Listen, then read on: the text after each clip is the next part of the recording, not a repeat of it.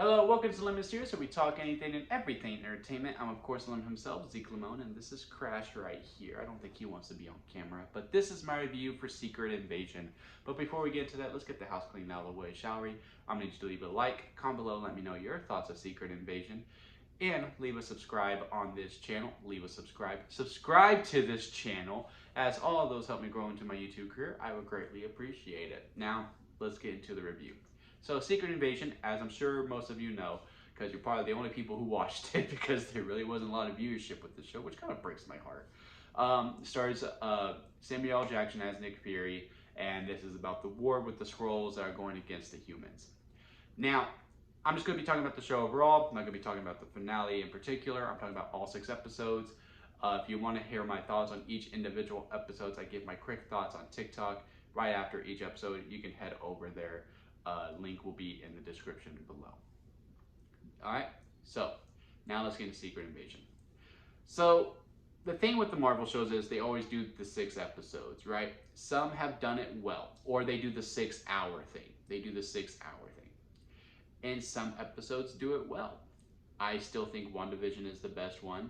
Loki nailed the 6 episodes for the most part. And I really do think Ms. Marvel probably did the best out of all of them. I'm going to be completely honest with y'all. All the others, they struggle. They struggle quite a bit to me, where at some point I always go, we probably could have just made this a movie and just cut some of these other things that are adding to the runtime.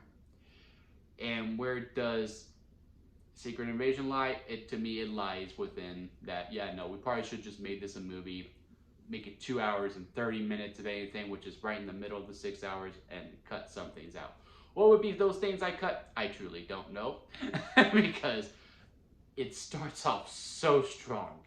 And those first 2 episodes are actually 2 hours long, or very close to it, and I wouldn't cut any of that, because to me, some of that shit is so rich. And it pays off very well later on, especially with the scenes between Nick Fury and his wife. One of my favorite scenes of Marvel overall is the scene with them at the dinner table with their guns out, knowing, okay, she's trying to kill me. I obviously don't want her to, but we're going to have a conversation.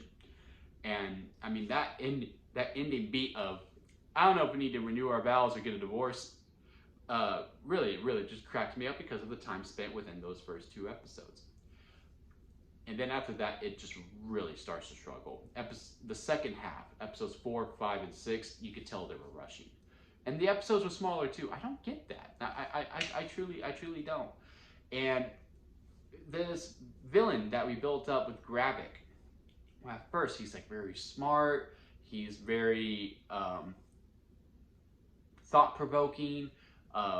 Everything's calculated. There's a reason for this and a reason for that. And then it's like in episode 4, there's just this switch. It's when after the death of Talos, I believe it's episode 4, it's when the death of Talos happens, and he just starts going straight into madness. Okay, yeah, no, we gotta blow up the world, because we just gotta blow it up. We're gonna go to war. It's no longer just being small and little things going on to completely invade. It's just like, yeah, no, we're just gonna destroy it all at this point.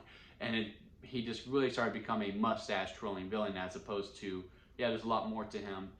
Because overall, this comes down to the lesson of be careful who you make your promises to, and make sure you follow through with those promises. Because in the ending, which, to speak on the finale a little bit, to me was very exposition heavy. It really felt to me very slideshow-ish. Overall, still an enjoyable episode. As were all the episodes, it just really felt like, okay, yeah, no, we got a lot of things to wrap up, and we only got about and we only got so little minutes to do it. I don't remember the actual runtime, which is why I'm not saying how many minutes it needs to be. So we're just gonna have said character explain something, and then it's basically just gonna show a bunch of scenes, like clicking on a slideshow of what it is. So that way we can get all the dot points out and check it off. It's just gonna be a check-offs list, because Gravik explained everything, like, all right, Fury, you didn't keep your promise. I'm going to destroy the human race. It's like, what? I don't feel like we earned that. I wish we could have had an episode dedicated to Gravik, of explaining why this resentment and this hatred grew so much and why he came to the conclusion of, all right, we're gonna kill the human race. I would like to see an episode with Gaia as to why she would want to avenge her father. Like in the when they were going back and forth with each other, goes, you kill my mother, you kill my father, you kill all these people. Like, you left your father to join this, man, because you were mad at your father. And even the last conversation you had, you were mad at him. And then like all of a sudden he died, and yeah, sure, that's your dad, you're gonna feel something, but you basically hated this man. Why all of a sudden you want to avenge him? That could have been an episode. That's 8. It's just, these 6 episodes are just really, really starting to affect me, where now I don't even get excited anymore, and it seems like the audiences don't even get excited for the 6th episode event either. It doesn't work. Disney Plus needs to go to Kevin Feige, or Kevin Feige needs to tell his creators, all right, we're going to do a show. Which I think it's more Kevin Feige and Disney. Disney needs to tell Kevin Feige, all right, look, if you don't have 10 hours worth of content, we ain't doing it. It ain't happening. You need to get at least 10 episodes. That's a season. That's a good average size season for a show. And I think you can grow a lot more viewership with it. I think people are checked out on the 6th episode. It doesn't work. If you don't have 10 hours worth, find out to make it a movie and just make it a beefy movie at that point if you need to. So to go ahead and wrap this up, because this video is already going so long, is that they just need, they need to either add more or they just need to make a movie with it. And because overall, I'm not completely satisfied with it. Is it still an enjoyable show? Yes. I would put this in the realm of a Moon Knight, because I was loving Moon Knight until we got to that finale. I actually loved the first 5 episodes, and then the 6th episode, they just went, okay, rush, because we need a final battle, because we're Marvel. While this one, it's because, I think it was because I was so aware of it now, where after episode 3, I was like, oh no, we only got 3 episodes left. And then I was aware of the runtime, which is why I was able to get a little more frustrated as it went on, but I was overall able to prepare for it. It's weird, right? So if I had to rank it, it's a solid 6 out of 10. It's above average, but like literally just above it. And on the lemon scale, it's a lemonade. It's a lemonade. And the lemon scale goes sour lemon, expired store-bought lemonade, lemonade right in the middle, freshly squeezed lemonade, and then strawberry lemonade at the very top, because that is the best kind of lemonade. It's flirting with lemonade and store-bought. It's probably more store-bought lemonade for me personally. Like I said, 6 out of 10.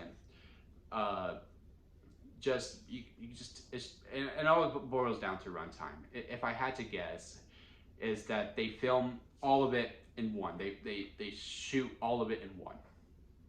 And when they get to the editing room and they're editing together the episodes, and then, you know, okay, look, there's episode 1. It's great. Episode 2 is great. Fluff, we don't have a lot of runtime left. Now these next few episodes, I gotta really pick on what to take out. No, we can't take anything out from the other episodes because they're so good. Ah, crap. And then it just really starts to crumble from there to me. Although this one, it was episode 4 when I started seeing it. I will say it does get me curious about other things for the future. Like, I'm really curious about Armor Wars. Again, to hark back to the finale. Colonel Rhodes was the only one that they made sure to make it a point, like, you've been in here for a very long time. Which, like, okay, how long has he been a Skrull? How long has he been? I hope it's post-Civil War. Because, alright, fine. That's okay. Because he can't walk. It'd be really weird if he could start walking normal again. And literally, from the Battle of Civil War moving forward, which I think is only Infinity War and Endgame. So I guess that wouldn't be too bad. Would be strange for me. But overall, let me know what your thoughts of Secret Invasion are. Did you like it? Did you not like it? Tell me why, though. Don't just comment mid. I hate those comments. It's fine for you to be like, hey, this show was very average to me. Just tell me why. Tell me why. Let's have a nice little narrative down in the comment section below. And again, leave a like on this video and subscribe to the channel if you did. Enjoy it, because we have a lot more content coming out, and I would greatly appreciate that if you did. And until next time, guys, I'll see you here Have a mystery.